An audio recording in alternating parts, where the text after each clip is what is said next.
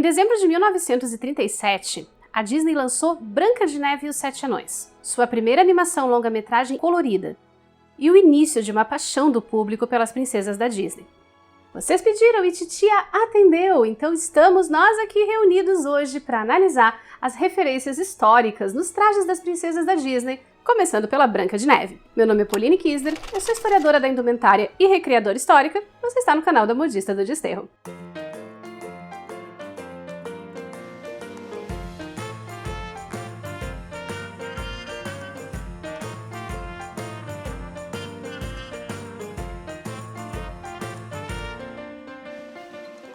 Olá, modisters! Tudo bem com vocês aí desse lado?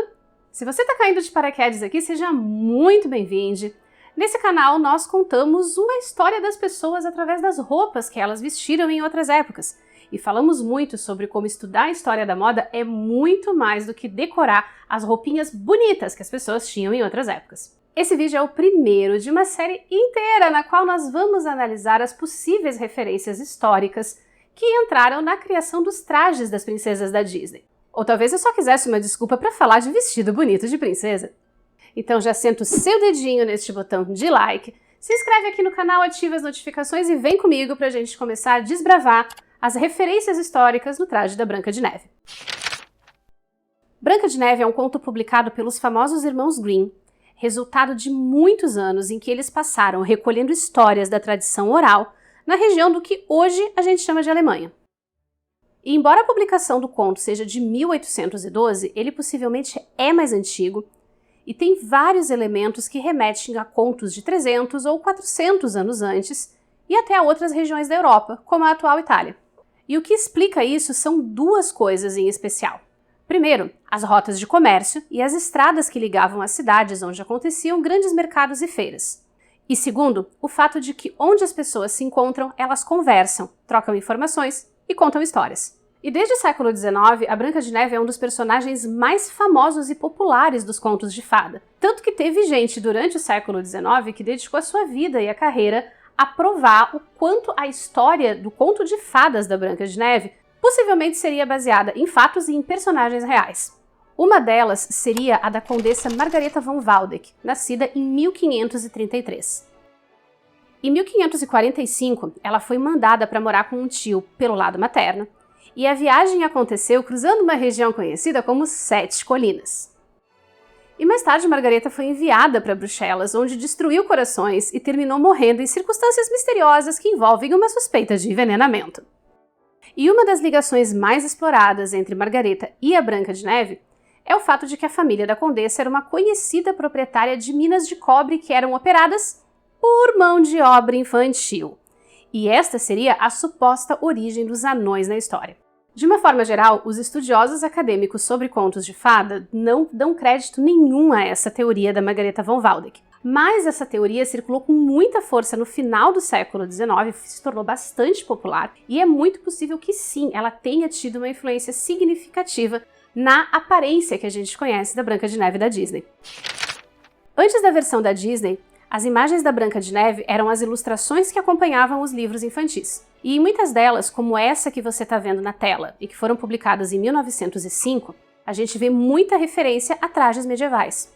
Isso ainda era consequência do fato de que muitos artistas que ilustravam esses livros eram ligados a movimentos que, desde a era vitoriana, procuravam trazer a influência da estética medieval para a arte, como os pré-rafaelitas e o movimento esteticista. Mas o projeto que a Disney tinha nas mãos em 1930 precisava dar uma feição nova e mais comercial para a personagem, que tivesse apelo não só entre as crianças. E aí entravam os artistas responsáveis pelo conceito visual não só da personagem, mas do filme todo.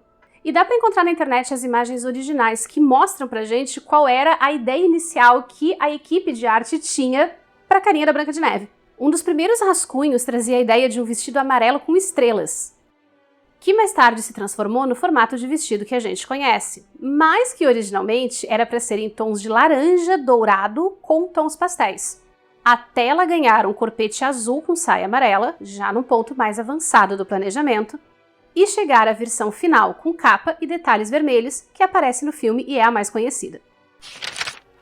Eu vou começar pelo cabelo da Branca de Neve, porque ele é muito fofinho, eu adoro esse penteado e simplesmente ele grita estética de 1930. Foi nessa época que os penteados do tipo bob cut longo e ondulado eram os estilos mais chiques e femininos e muito usados pelas atrizes de cinema. Olha aqui a Vivien Leigh, estrela do clássico E o Vento Levou, que é de 1939. Mas sendo um desenho animado, a Branca de Neve não poderia ser completamente adulta, então ela ganhou a fita vermelha na cabeça, que era um acessório muito usado por crianças, e em especial pela mãe espiritual de todas as estrelas mirins do cinema, Shirley Temple. Os laços de cabeça dela eram tão populares que existia até uma linha oficial de produtos dela para crianças. E já que a gente está falando das influências contemporâneas no design da personagem, o próprio corpete do vestido dela é uma grande mistura de referências a alguns estilos do Renascimento europeu, mas também aquilo que estava sendo usado dos Estados Unidos na época em que o filme foi lançado. O que a gente tem é um corpete de mangas curtas e bufantes, bem ao gosto do que aparece em moldes e revistas populares da época. Mas todo o restante do design faz referência a trajes dos anos 1550 até 1580. Corpetes originais dessa época muitas vezes tinham um detalhe bufante curto, mas ele era construído em cima de uma manga longa. Esse formato com o biquinho na cintura junto com o decote quadrado também parece ser uma referência aos corpetes do século XVI. Inclusive esse detalhe dourado aqui na frente, tá? Já que os corpetes de 1500 muitas vezes eram bordados assim, com rendas e até pedras preciosas. Essas aberturas aleatórias na manga são 100% Renascimento. Essas aberturas são chamadas de golpeados, e elas eram feitas para exibir a camisa que estava por baixo do vestido. Geralmente branca, mas às vezes colorida. O problema da Branca de Neve é que aquele vermelho é muito aleatório, porque não tem mais nada vermelho no traje dela, nem uma indicaçãozinha de que ela teria uma camisa embaixo do corpete. Mas provavelmente isso foi uma escolha pelo efeito do colorido na tela, o que é uma coisa muito importante de se levar em consideração em qualquer figurino. As mulheres costumavam usar uma chemise, que é um camisolão de linha ou seda por baixo do vestido. Às vezes ela também podia ficar um pouquinho à mostra no decote. Mas um outro acessório bastante usado eram as partlets ou golar. É um tipo de meia camisa sem mangas que podia ser decorada e ter uma golinha elevada. Essa que você está vendo na tela é uma original de 1560 que está no Museu da Alemanha, cujo nome eu não vou nem me aventurar em tentar pronunciar. Mas ele sempre cobre a área do decote, o que não acontece com a Branca de Neve. Então é bem provável que essa gola levantada dela seja referência a uma outra peça já dos anos 1600, que é o rebato, o famoso colarinho de renda do século XVII. Mas que para mim sempre vai parecer aquele dino venenoso que aparece no primeiro Jurassic Park. O rebato era uma peça à parte, encaixada no decote do vestido e feito de renda engomada, e que tinha uma armação complexa, geralmente metálica, para se manter no lugar e no formato correto. Mas o Museu Victoria and Albert da Inglaterra tem um desses suportes originais feito de papel engomado com cola e uma cobertura de cetim estofada. Parece bem familiar, né? Agora vamos falar da saia, que por incrível que pareça é a única coisa que parece ter retido alguma informação do design original da personagem. Na versão da animação original, a saia da Branca de Neve não tem armação, mas existem algumas versões mais novas em que ela já usa algum tipo de anágua para dar formato à saia.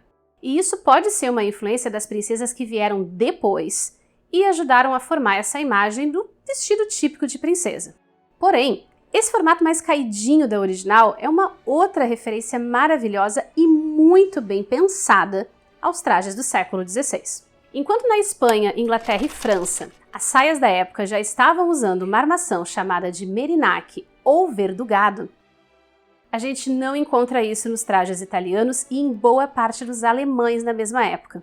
O que só mostra como a equipe de arte fez muito bem o dever de casa, porque até para estilizar um traje histórico, você precisa ter conhecimento das referências originais para poder brincar com elas, para não sair fazendo caca por aí. Para não virar séries como Reinado ou A Rainha Serpente. E olha que eu gosto muito de A Rainha Serpente, eu sei que é para ser um negócio zoado e avacalhado, mas tem umas coisas que você olha naquele figurino que é essa a única cara que tem para fazer.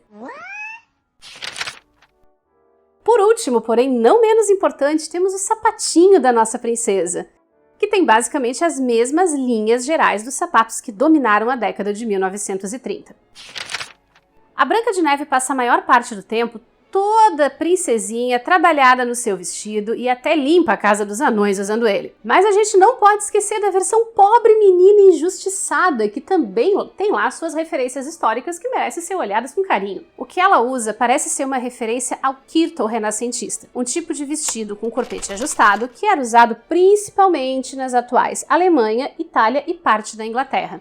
O kirtle aparece em várias pinturas do século XVI que retratam camponesas em seu cotidiano, como essa de 1569.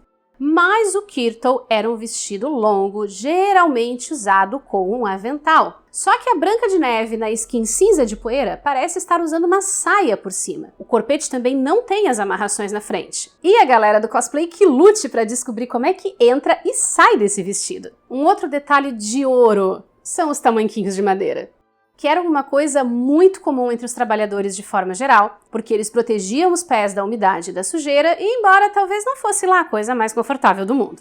E sim, eles realmente eram feitos de madeira, e exemplares em diferentes formatos podem ser encontrados em museus de quase toda a Europa. Os tamancos mais famosos são os holandeses, e não dá para negar que tem uma certa semelhança entre a mocinha da ilustração e o traje de empreguete da Branca de Neve. E é totalmente possível que a inspiração para esse traje em especial tenha vindo de trajes folclóricos que são encontrados até hoje no continente europeu. Principalmente conjuntos de trajes que se encontram na região da Bavária e que são compostos basicamente por um corpete com blusa e saia. E como trajes folclóricos de forma geral já têm uma série de referências a trajes históricos, em especial aos trajes camponeses, essa é uma referência muito, mas muito possível no traje da personagem. Eu não vou falar da madrasta, porque esse vídeo é um vídeo sobre princesas e não sobre vilãs. Mas antes de ir embora, eu quero deixar uma coisa para vocês. Essa estátua de uma nobre alemã chamada Uta de Ballenstedt, que está na Catedral de Naumburgo. Porque para mim, ela é a inspiração por trás do traje da madrasta. E se eu vou gravar um vídeo sobre isso ou não, vai depender só da vontade de vocês. E se você assistiu até aqui, muito obrigada! Este é um canal totalmente independente, sem nenhuma forma de financiamento. Então, se você curtiu o conteúdo que está sendo apresentado, considere a possibilidade de se tornar um membro aqui dentro do YouTube ou de mandar um valeu demais pra gente. E, claro, deixe seu like, o seu comentário, se inscreva, ative as notificações e aproveita já para dar uma conferida nestes outros conteúdos de história da moda que eu separei para você com todo carinho.